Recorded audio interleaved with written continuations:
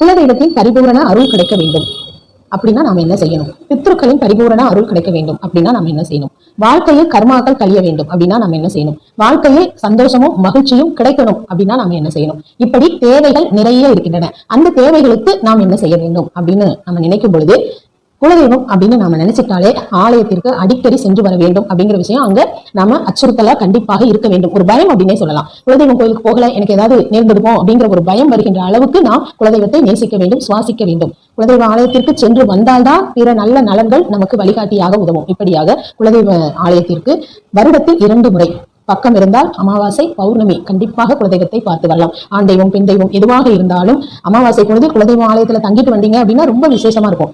பௌர்ணமி அன்னைக்கு குலதெய்வ ஆலயத்துல 27 விளக்குகள் ஏற்றி வந்தீங்க அப்படின்னா இன்னும் மிக பிரம்மாண்டமான விஷயங்கள் உங்களுக்கு நடக்கும். நட்சத்திரங்கள் மொத்தமாக 27. அந்த பௌர்ணமி அன்னைக்கு நீங்க உங்களுடைய குலதெய்வ ஆலயத்துல ஏற்றி பாருங்க, மிக மிக அபூர்வமான விஷயங்கள்லாம் உங்களுக்கு நடக்க